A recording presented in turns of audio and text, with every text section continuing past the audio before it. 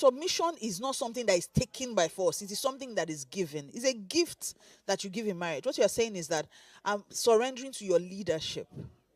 But you see, that leadership must be one that is also submitted to God. There's a right order. So the first thing is submission starts with selection.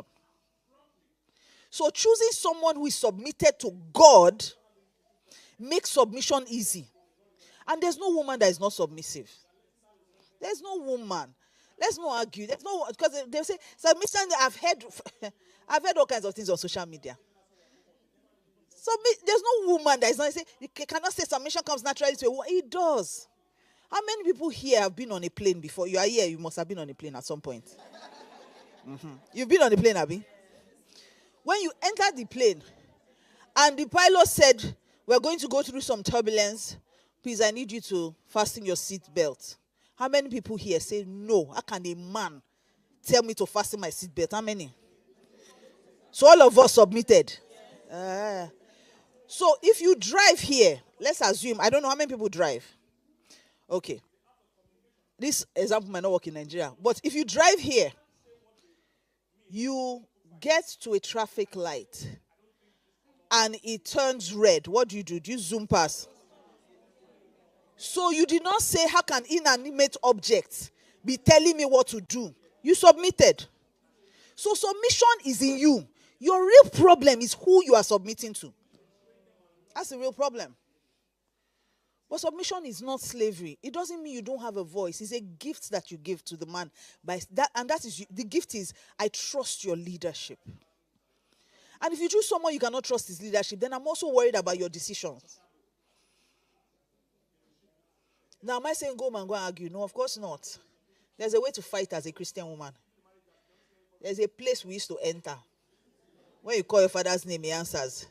There's so many times that I've had to call. There are things I'll tell Pastor K. And whether I like it or not, it can be a great relationship because he's still a man at best. And men, you heard him here when he said that we don't agree, but we must figure out why we don't agree. That's Pastor K. He will say, "Oh, it's okay, agree." That's him. I don't agree.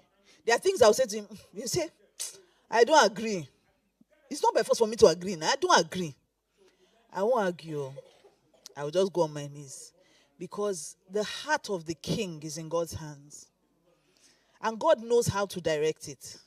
He directs it as he wills, not as you will. Which is why sometimes you pray and God will not answer that prayer. Not because you didn't pray correctly, but because that's not how God wills. You know, sometimes what you want is not necessarily what God wants. It's just different from what your husband wants. But it's not necessarily what God wants. So if you get on your knees and you pray, let me tell you one thing. If it's according to God's will, God will turn his heart. So there are many times I've prayed about something. I've told him something in here, and I don't nag. So I'll just move on. I know where I used to hold you. I'll go and pray about it. In a few weeks, my husband will come back and say, "Honey, I just got this idea." But a win is a win.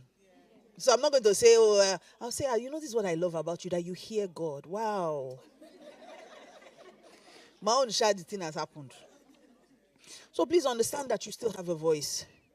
Submission is important, but make sure that you're submitting in line with God's will.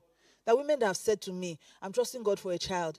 My husband says we should go to his village and go, and his mother said there's one shrine, and I'm a Christian, but I want to submit." I say, "So you submit to your husband and not submit to God?" What kind of conversation is this that we're having? So please, women, you need to understand that you are first submitted to God. First. And if what your husband is doing is contrary, take it to God.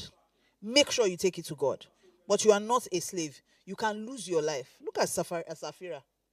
Died for nothing.